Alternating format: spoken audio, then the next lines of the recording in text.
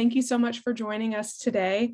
I really hope we're going to have fun together. I think that's the main goal. I know several of you here. I can see your names. And so I know that some of y'all are artists or are in the art world, and some of you are maybe tangential to it or have no idea about it and are just kind of coming to see what silly things I have to say. And no matter where you are in relation to the art world, I think you're going to get something out of this. I hope you will. If nothing else, we're going to get to know each other a little bit better. And who doesn't love that?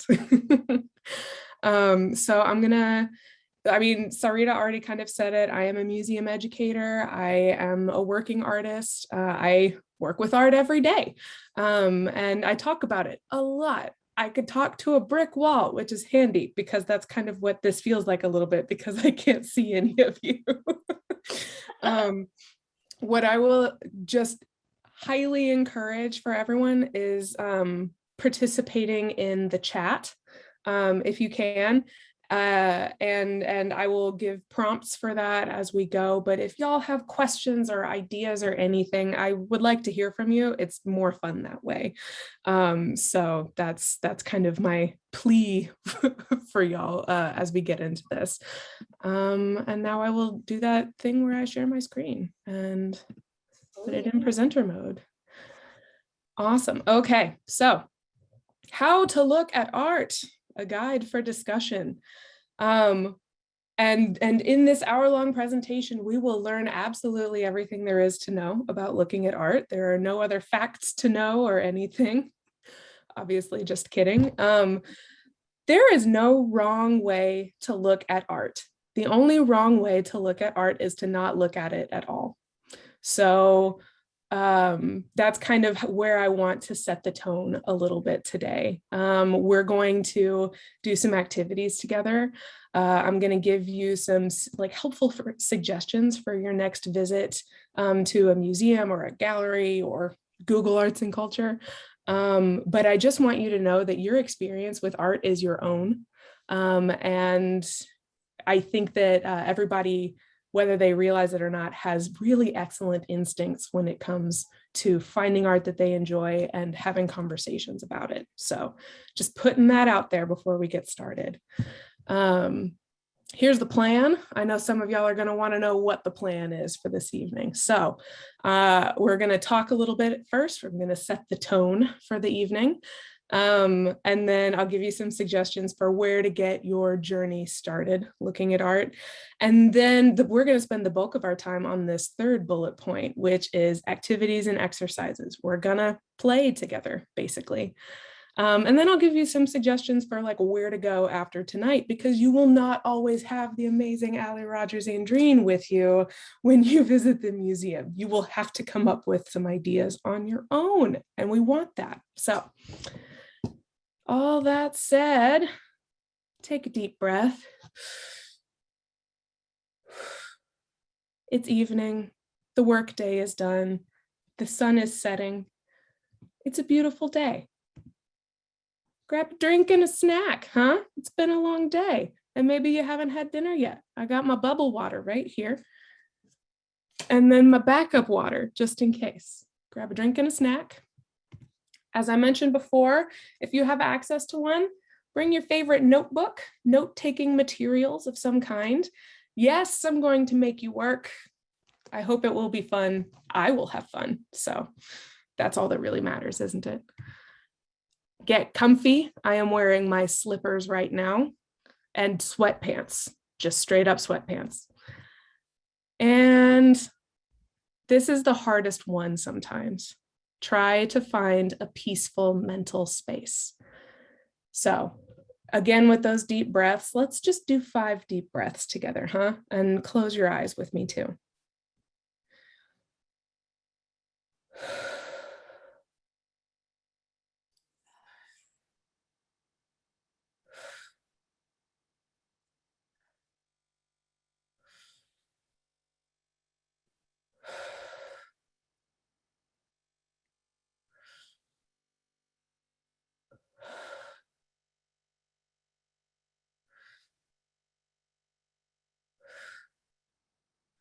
Okay, I'm feeling a little better. Yeah, me too. Okay, so I want to start with obstacles so that we can kind of clear some stuff out of the way. Looking at art can be a really challenging thing for people, especially if you haven't done it in a long time, especially if you haven't had the luxury of having like college degrees in it, or, you know, growing up in a family who talks about art a lot. So I'm just going to pose this question to the group, and we're going to take a couple of minutes to just write in our notebooks, in our journals, what stops you from looking at art? And I mean it when I say I'm going to give us a couple minutes. Go.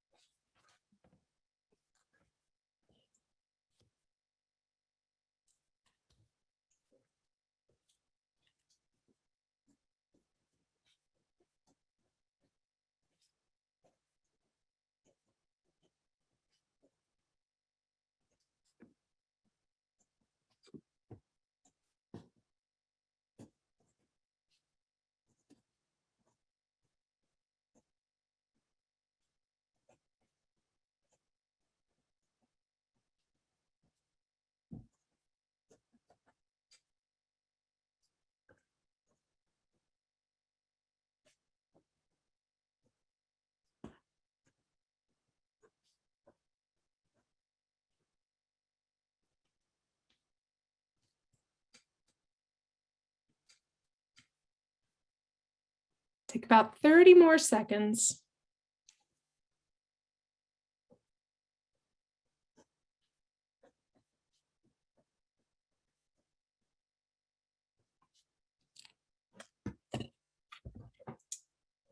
If you already have a couple things, I would love it if you feel comfortable, we're all friends here. Share one of your things in the chat. No judgment, no nothing. I would just love to see some people's responses. I will tell you one of mine, one of the things that keeps me from looking at art or wanting to look at art in my free time. And that is, I sometimes get frustrated with artwork that I don't understand. That's a frustration for me. Meredith says, burnout. I teach art on the college level. Absolutely. Sarita says, the drive and parking. The worst. Why is it that art museums always have to be in like the most awkward places to get to? Oh, Emily, you don't have anything? No obstacles to looking at art. Okay. All right. I'm jealous. Janan says, struggling to make the connection or association that I know my brain could make, like a missing memory. Ugh, I feel that too. You look at something and you think, this feels so familiar. This feels so meaningful. I don't know why. It's almost like you don't have the vocabulary for it. Let's see. Sarita, feeling like I don't appreciate it enough. Luann, not feeling knowledgeable enough to understand some pieces. I can tell you, Luann, we all think that. Literally all of us. And if someone says differently, they are lying. Lying. Okay. So I put down some ideas here, and I'm seeing some of them echoed already. I don't know anything about art. I do not feel confident about my ability to understand art. I hear that on the daily from people. I'm not sure what to do or where to start beyond reading wall labels. Totally fair. You go to this big place with art everywhere. Where do you start? What do you do? I can't always find art that I like when I go to museums or galleries. Totally. You step foot in a space and you're like, all of this stuff is really weird and everything in my body is telling me I hate it. It happens. The thing is, and just so you know, you don't have to like art to talk about art. In fact, sometimes the best conversations I've had about art have been with artwork that I or other people have hated. it's really fun to talk about things you hate. There's too much to see. I feel overwhelmed. I mean, if you've ever been to the DMA before, the Dallas Museum of Art, you can't see it all in one day. And so it feels very frustrating. You start off being like, I am amazing. I'm going to see it all. I'm so excited. And then an hour in, you're exhausted. So I feel you. I feel uncomfortable in art institutions. They're too big, quiet, stuffy, or authoritarian. And none of y'all mentioned this, but I'll be honest, I feel this very often, and I work in a museum. Art museums, art galleries, cultural centers are not always designed with the visitor's comfort in mind. And it doesn't mean they're not trying to bring visitors in and trying to welcome them, but it can feel really unnatural for a lot of bodies to come in and have to be quiet and still and feel like their experience with the artwork is being observed by other people. That can be very stressful. Really what I can say about that is that you're not alone. And everybody is in the same boat. And the fun thing about art is that you get to find it in places where you feel comfortable. So if you go to a place and it's giving you bad vibes, you don't have to go back to that place. That's just kind of the fun thing about this. So opportunities. Now that we've started on a downer, let's bring it back up a little bit. So I want us to take a couple minutes again and think about why are we here tonight? Why should you care about looking at art? Maybe you shouldn't. I don't know. What are some benefits that you could see? Why are you spending your Tuesday evening with me instead of like watching Netflix? Take a couple minutes.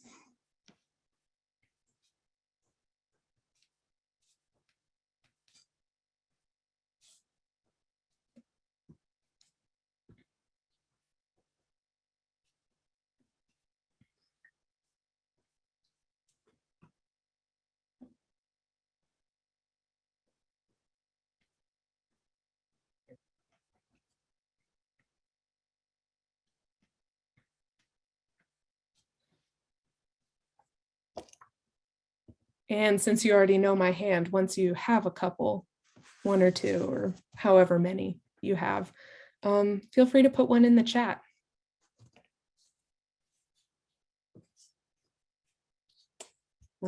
I know that I like to feel like I am contributing to cultural conversations. I like being in a space where culture is created and celebrated and shown and shared. That feels good to me.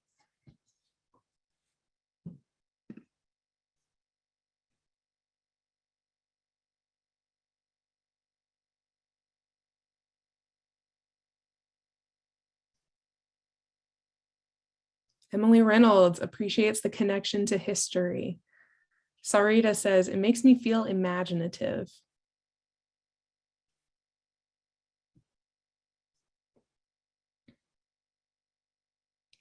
Those are two very cool things.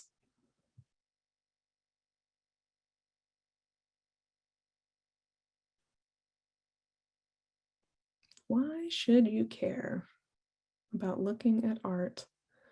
Luann says, I love seeing the textures in paintings that you can't appreciate in prints or photos. That's a really good point.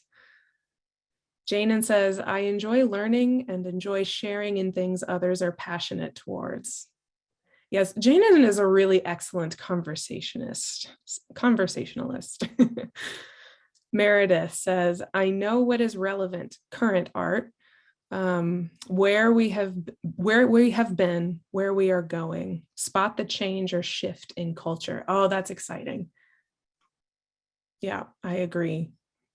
Looking at where, great art tends to happen in times of great rupture.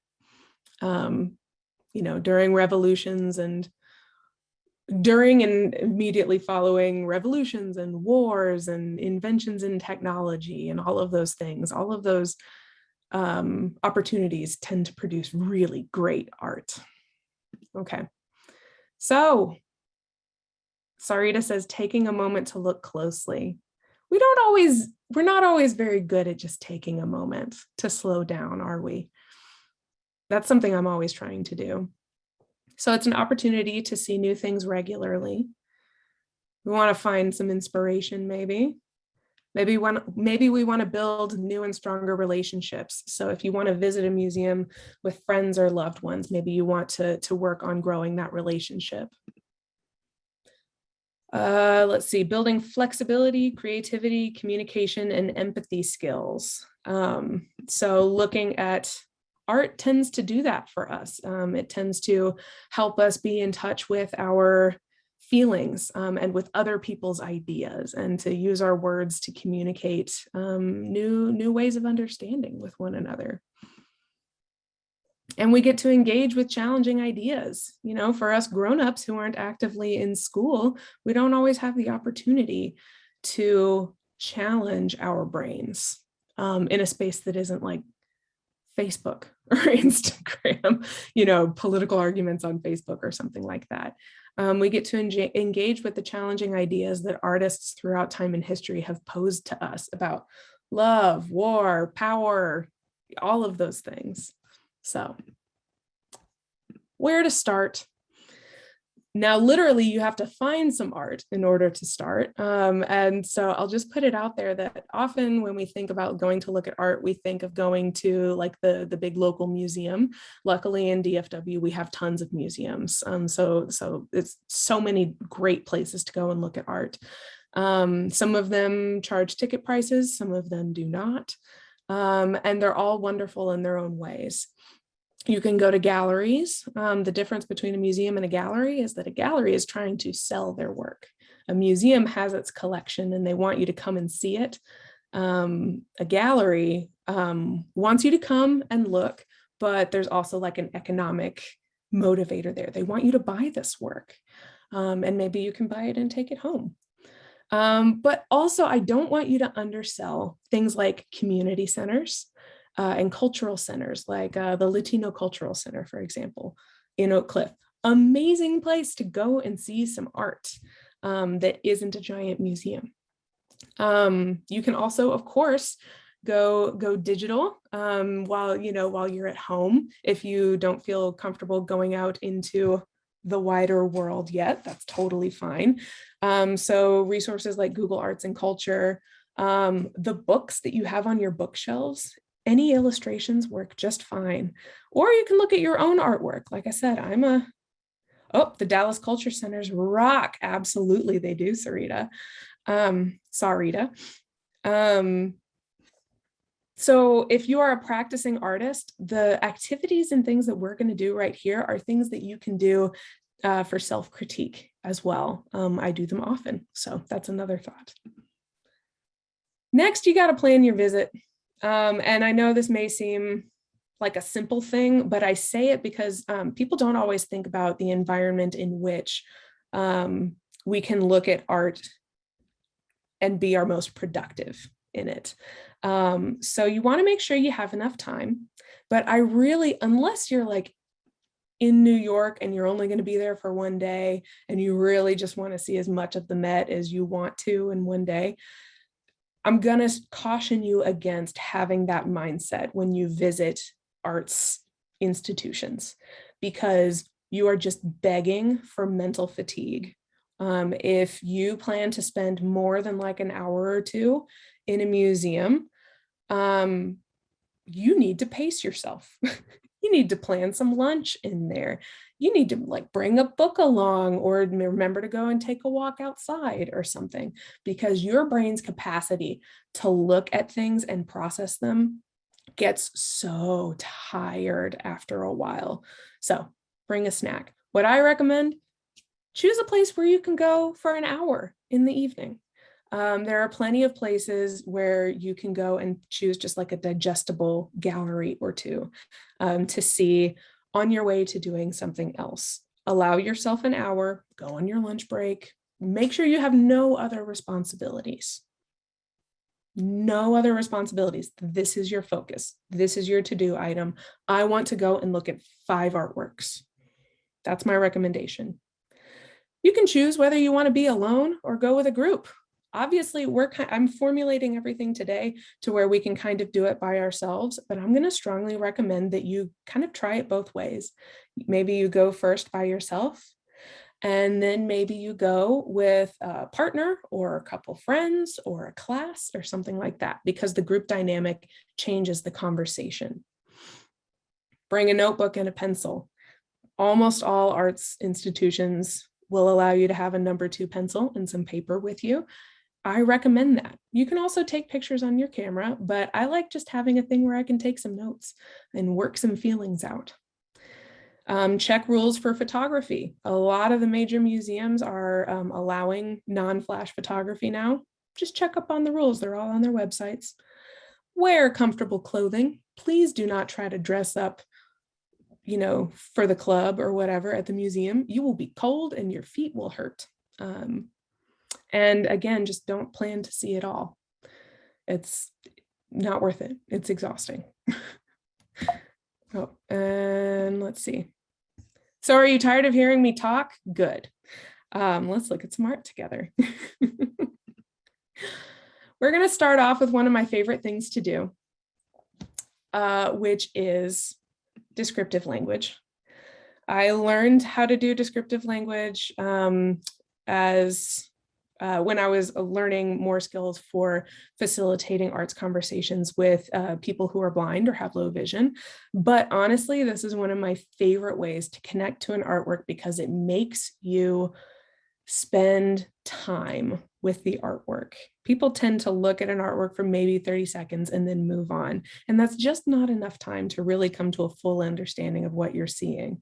So here I've played a trick on us, and you don't get to see the artwork until you have heard the descriptive language around it. Close your eyes. Unless you're needing to read along with me, that's totally fine. But I suggest that you give your eyes a close and really try to imagine the artwork that I'm about to describe. Are your eyes closed? No peeking. A large, colorful sculpture of a horse rears up on its hind legs, its front legs bent as if getting ready to kick. The fiberglass sculpture is covered in bits of crushed plastic, pearls, metal, and glass, which gives the surface a bumpy, fuzzy texture akin to carpet. Given the materials, though, if I were to run my hand over its surface, it would probably feel rough and sharp, as if I were running my hand over a pile of Lego bricks. The horse has a white head and neck, with a golden mane and tail interspersed with brightly colored speckled materials. The body of the horse is a riot of swirling color, ocean blues, vibrant magentas, oranges, and greens give a kaleidoscopic effect. Okay, are you ready to see the artwork? Here we are. Now I want you to take a good hard look at this sculpture. This sculpture is like a life-size sculpture, perhaps a little under life size or a little over life size, depending on the horse. Take a good hard look at it, and I would love it if in the chat, you would write down some things that I left out or some things that you would have included about this horse.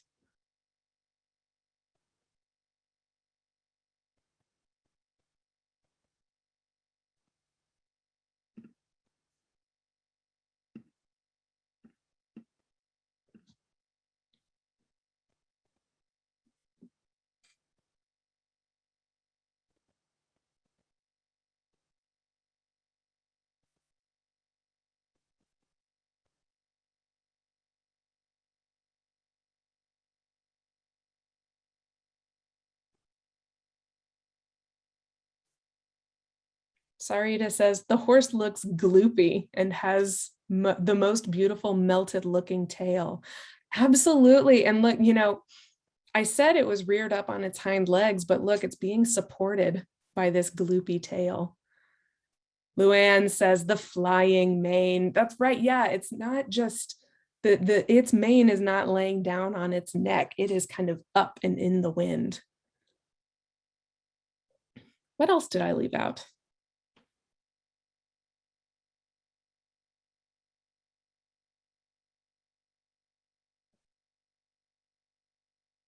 Meredith says, which way it is facing. Ugh, I imagined it the other way.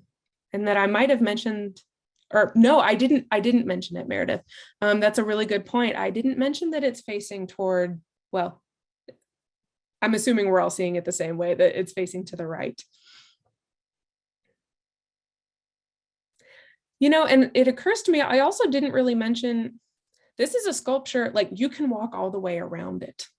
And I should have said that because some sculptures just come out of the wall, you know. Sarita says, yes, the horse is balanced on a tip of its legs and tail.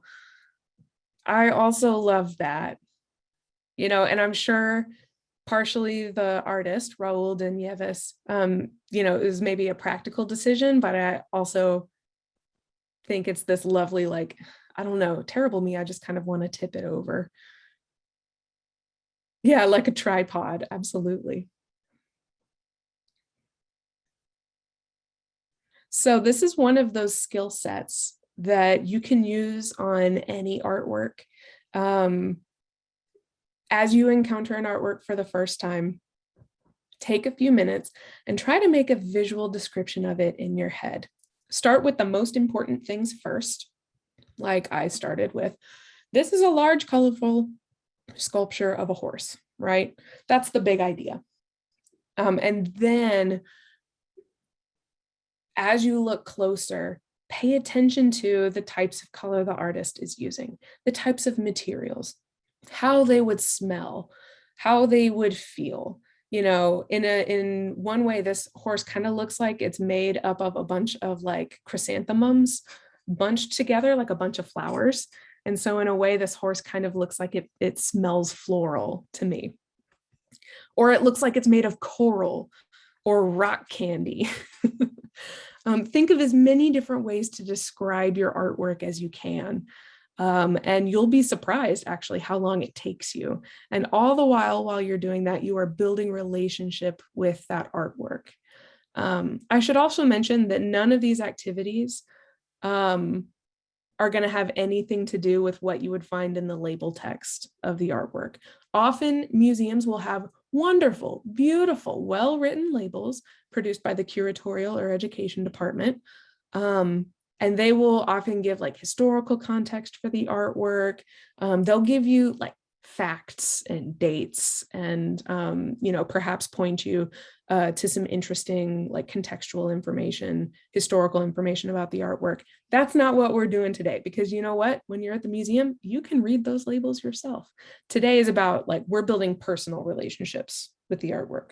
I forgot to mention that at the top. So one way to do that, like I said, is descriptive language. And at its most simple, you are slowing down and taking a good hard look. Okay, let's do another thing. Okay, so we're gonna look at this sculpture for a while. Now for something completely different. Here we have a sculpture by Ruth Asawa. And it's made by all this wonderful looping crocheted wire. And it's kind of an abstract shape. It almost looks like designs that you would get if you were like putting random graphs into random equations or functions into a graphing calculator and made it plot. So this is an activity from a system of thinking called artful thinking. Artful thinking has a series of, and I've linked it at the end in case y'all are curious, but it's a product of Harvard's Project Zero, and they did it in collaboration with a group of students, like K through 12 students.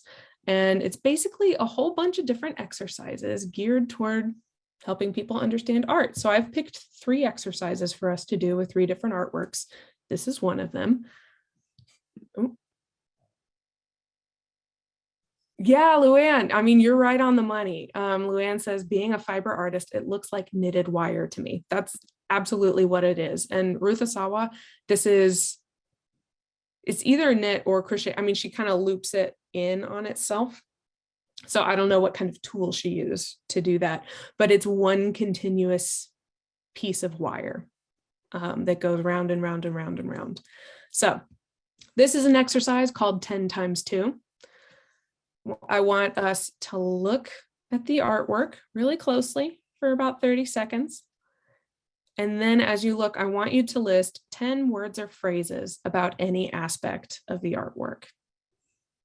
Just 10 words or phrases.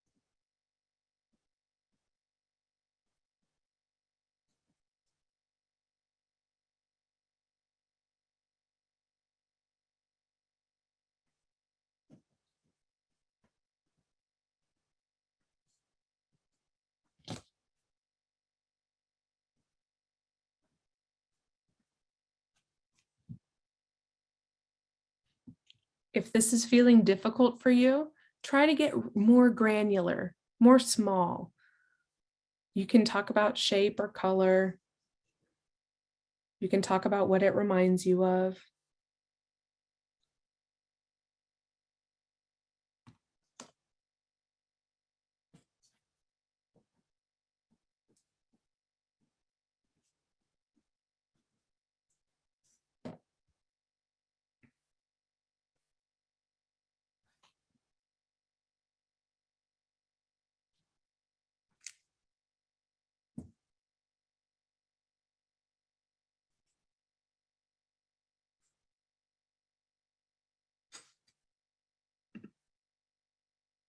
Can we share in the chat? Yes, please share in the chat. But and I will tell y'all, we're going to do this again because it's 10 times 2.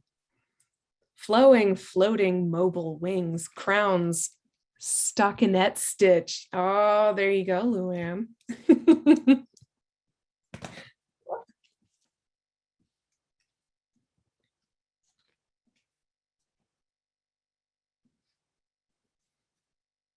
Yeah, I have where does it stop and end? That's one of mine.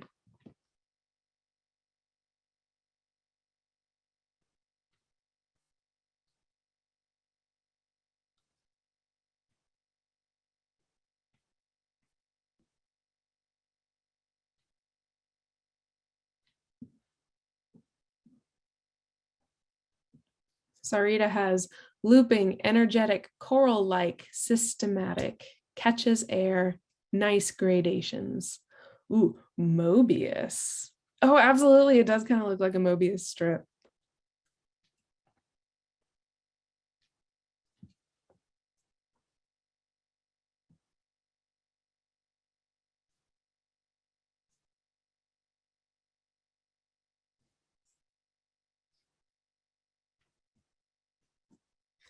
Flowing, dancing, sheer, balance, soothing.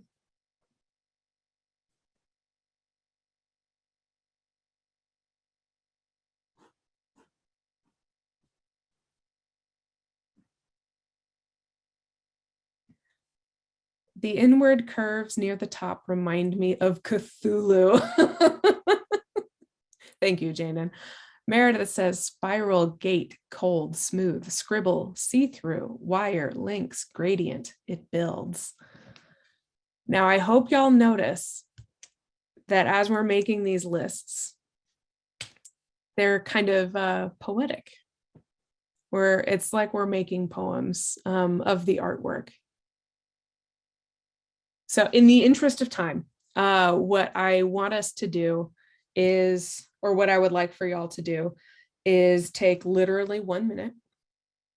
We'll time it 1 minute and kind of try to combine all of your things into one paragraph or poem. However you want to do it, you can add some words to help it make sense. But to kind of wrap this one up, I would love it if you would just kind of find a way for your words to work together as a poetic description for this artwork.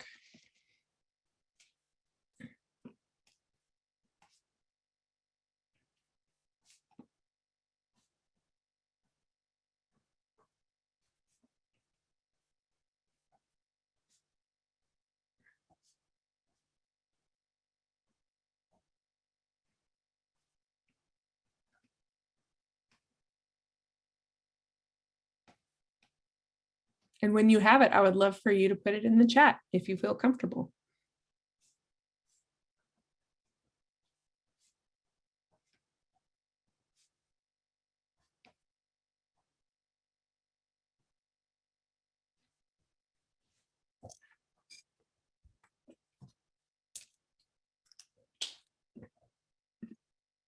And I will even do it too.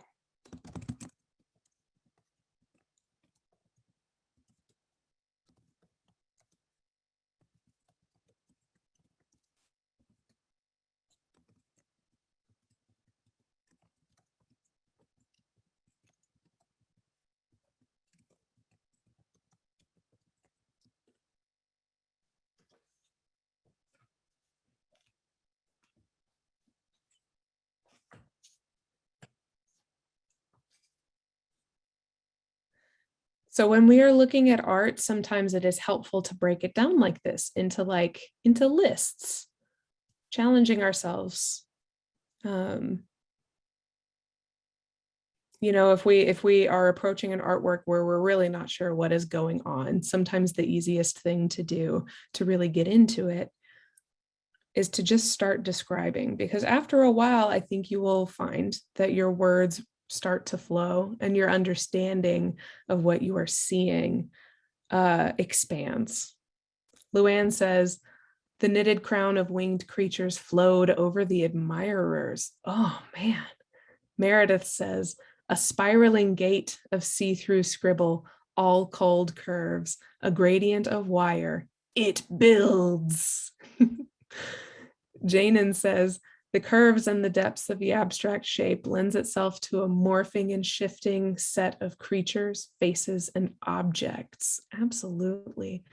Emily says, dancing to the end of time. Ah, the dream. Living the dream. Thank you all for these responses to this. That's wonderful. Let's look at some more, huh? Okay, now for something different. We have this artwork from Letitia Huckabee. Take a good look. Practice some of those skills we've already been learning. You know, what would you choose to describe? What's a list of words? What's in the chat? Oh, I love Letitia. So do I. She's my favorite. Okay.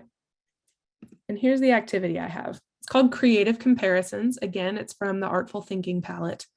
So first, think to yourself, what do you see in the artwork? What do you know about the topic?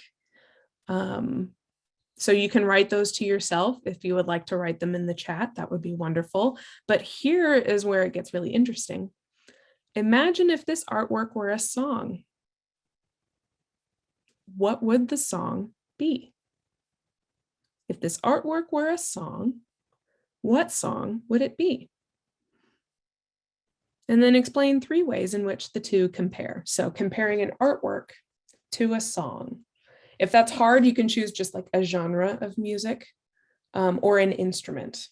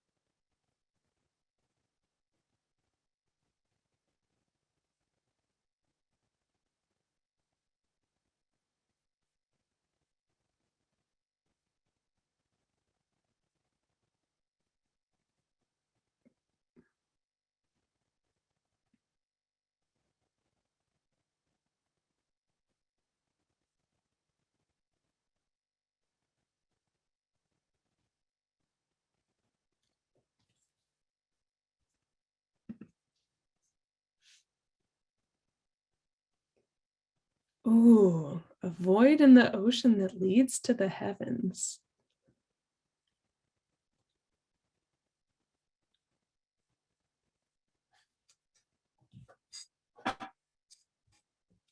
Yeah, I'm noticing this really beautiful kind of vintage fabric that's happening, the blue flowers on the white ground. And the way that that fabric kind of gathers up in the center of the oval. Those are really juicy gathers. I love that.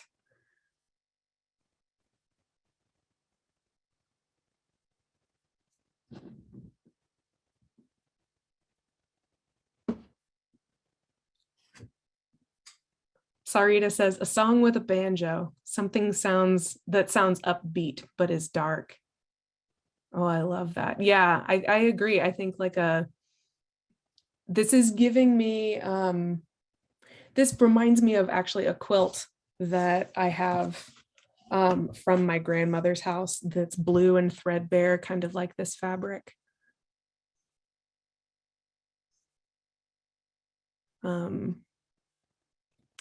Letitia Huckabee makes beautiful, beautiful work that is about family history and telling of specifically Black and African American stories.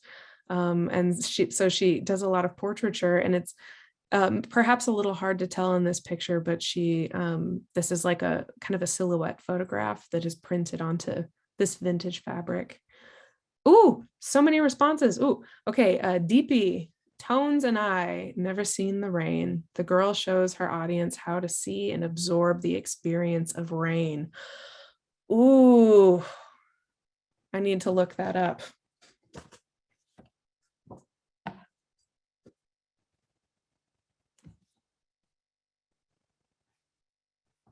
Emily says, a thumb pushing up on the fabric, a witch flying in the sky. You don't know this artist? Oh, Emily, I think you would love her. She's great.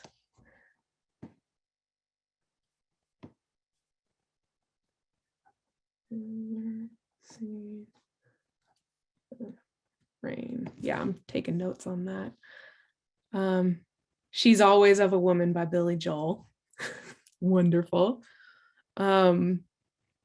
I'm feeling Misty by who's that? Ella Fitzgerald? Who's Ella Fitzgerald who sings that? Well, several people sing it, but it's my favorite one. These are beautiful responses. So the thing with this type of prompt creative comparisons is that really this category could be anything. What kind of song would it be? What kind of car would it be? What kind of animal would it be?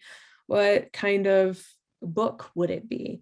And so if you are, by yourself walking through the galleries, this might be a helpful tool for you to help you sit and consider the artwork, consider the environment that the artwork creates.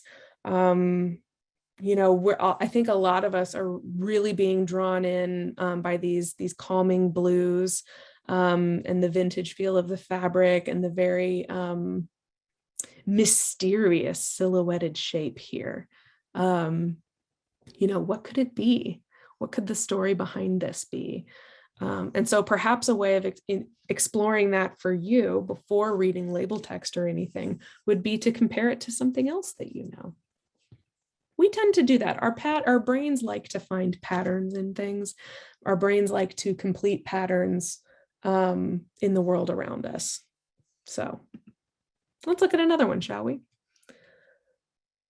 Okay. Now for something completely different, right? We have a painting here, very, very lavender with all of these blue buffalo. And for this, we're going to do an exercise called Step Inside. We can take a really long time on this, but again, in the interest of time, we're not going to spend too long doing it. But the exercise is to choose a creature, object, or element in the artwork. It could be anything. And step inside that thing's point of view. So you're not stepping inside of the whole artwork. You are stepping inside maybe one of the buffalo or one of the plants in the background, or that lavender, maybe grass in the foreground. Choose something that you think is interesting and imagine that you are it. What can this person or thing perceive and feel? What might this person or thing know about or believe? What might the creature or thing care about? What might, write a monologue for your creature or thing in the first person. Now, this is something really that we could spend, 30 minutes on. Let's just take a couple to think it through, and you can jot down some notes if you want. But decide who you're going to be in that artwork and think through these questions a little bit. And then when you have them, I would love to read your responses in the chat, because y'all have been so amazing with the chat.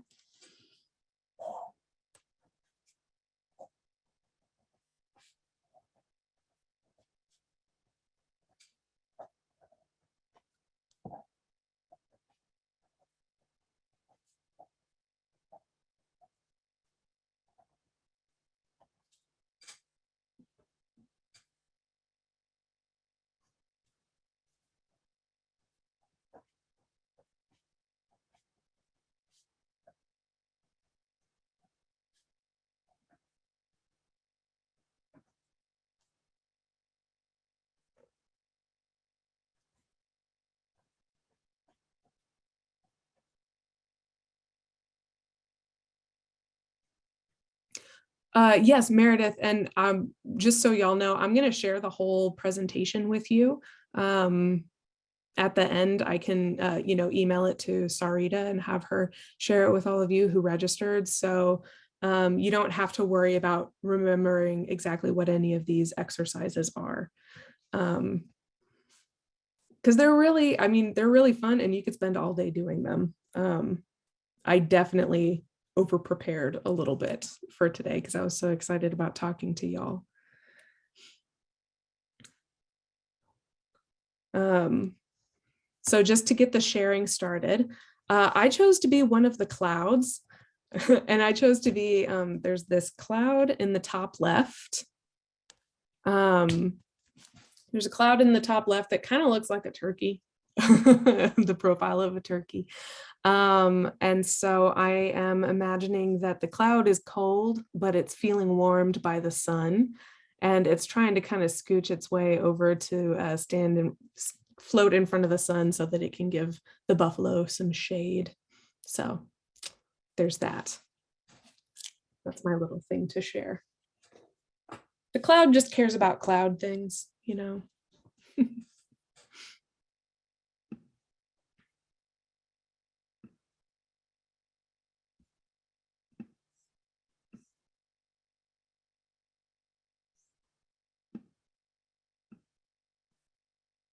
In the interest of time, I'm gonna, Emily is a happy cloud looking down on the hungry bison, lucky to not have a care in the world. Absolutely. DP says, I thought of the cloud too. Having front row seats to watching life. Man, that sounds wonderful. A front row seat to watching life. Absolutely. Yeah, I wonder what the buffalo are thinking about, but I don't know. I'm just a cloud. Okay, here is another one. And this one can be actually really quick. Sorry, I'm moving things around on my screen because there's just too much to see. So this is a really action-packed painting, and lots of action, lots of, we got a lot of horses today. I don't know what was in my brain when I was suggesting these artworks, but here we are. So we're at the horse fair. And in action-packed artworks, what I like to do is to imagine that they are actually kind of a paused film. So like maybe I'm watching a movie, and someone has pressed pause. And so this exercise is called First, Then Last. And so to yourself, and you can write it down, just take a minute. Imagine you're on Netflix and boop, you have pressed pause. I want you to think what happened just before you press pause, what's happening now, and then what happens next. First, then last.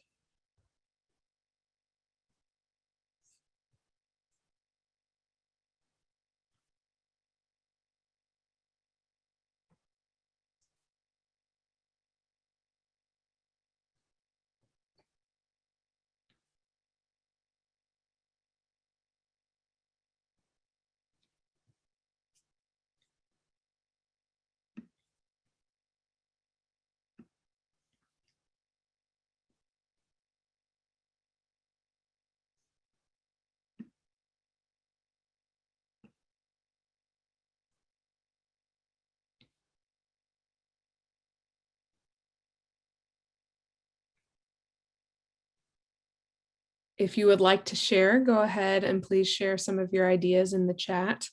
My thought, and we're moving faster than I normally would, but I just want to make sure we get through kind of to the end. Oh, Luann has one. Something spooked a horse in the rear. He bolted, causing chaos. Well, that's kind of what I thought. And the thing that I think spooked the horse was a bee landing on his butt and giving him a good sting. So I think we're of similar minds, Luann. So like I said, this is really fun for action-packed artworks where it kind of looks like people are in the middle of an action. Let's see. Aha. Personal histories. So a lot of the time we like to think about what the artist was thinking when they were making the artwork, but it's also important to think about your own personal history when you're looking at artwork. So the questions that I might, ask myself when I look at a photograph like this, which is almost like a really fancy photograph, like a fancy family photo. I might ask myself, where might this child be going? Why is she so dressed up? I might suggest to myself to write about a time in your life where you had to dress up for a special occasion, like a wedding, a graduation, or a birthday. Thinking about all of those kind of cultural elements that make those special occasions so special to me or to my family. You might ask yourself, how does your family celebrate important milestones? It may not be shocking for you to know that like every family is different. And so we all celebrate in different ways. And this is a fun thing to talk about in a group. When you are looking at art as a group, feeling out who does what when they celebrate. And what mementos do you keep of important events in your life? Do you take pictures? Is there someone in your family that's always the photographer at the family reunion? That's kind of another entry point, especially into portraits, painting portraits, drawings, photographs, any of those things. Think about your personal history. Where do you relate personally to what you are seeing in the artwork? Is there anything about the clothing that looks familiar? Anything like that? I'm just going to keep moving ahead because I want to make sure you see all of these. Helen Frankenthaler, love her work. We're going to, I'm just going to give you a bunch of questions. If I hadn't talked too much in the beginning of this program, then I would invite y'all to choose one of these questions to write about. But instead, I'm just going to kind of read them aloud to you so that you can think about it, because I know that works like this can be really difficult when you don't have any context. What is this? What's this supposed to be, right? So how does your eye move through this artwork? Where does your eye go first, second, third, fourth? What title would you give this artwork? Why? When you learned the title of the artwork, how did you associate the words with what you see in front of you? So this artwork is called Stargazing. How does that correlate or not correlate with what you're seeing? And I know that we are technically past time. I'm just going to finish the last couple slides. If you need to leave us, that's okay. I understand. Thank you so much for joining us. But I just wanted to kind of voice all of these things to y'all as suggestions. What was your first reaction to this artwork? Just immediately, what was your first reaction? What is mysterious about this artwork? If you could ask the artist a question, what would you ask? And I'll put a caveat on that. If the question you would ask the artist is, what is this artwork about? That's not a great question because you can't actually ask the artist, can you? So what question would you ask the artist if you could? That could be something like, what was your childhood like? Where did you find the inspiration for this color palette? All sorts of things. Again, all of these questions that you can ask yourself or ask within a group to come up with some really great dialogue around a work of art. Finally, I just want to kind of throw some suggestions out there for places to look for more suggestions. Go and look at some art on your own. Art Class Curator is a really great blog that has a lot of helpful resources, mostly geared toward children. But this page, 82 questions to ask about art, beautiful, incredible. So many helpful questions to ask during a class critique or during your next weekend visit to the Museum of Fine Arts Houston. I have linked the Artful Thinking palette, which is what I use to get some of these exercises. There are tons of exercises on there. So if you're really into wanting to nerd out about talking about art, that's a place to go. And then this beautiful, wonderful, lovely book chapter by Dr. Terry Barrett called Taking It Personally, Coming to Know Oneself and Others Through Interpretations of Art. Dr. Barrett is like the king of talking critically about art with all sorts of people, mostly people who have never talked about art before.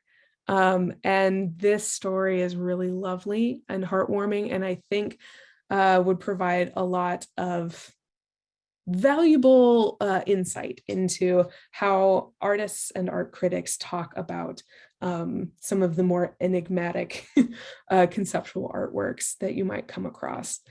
I'm stopping my share just so I can kind of return back to this window, but I just want to tell y'all how much I appreciate you coming out this evening and sharing your thoughts with me. This chat was amazing. I'm so happy. It's so much more fun when people interact. And I'm sad we couldn't give the rest of the artworks more of a due, but I would love to visit the museum with any of you. So just let me know. Thank you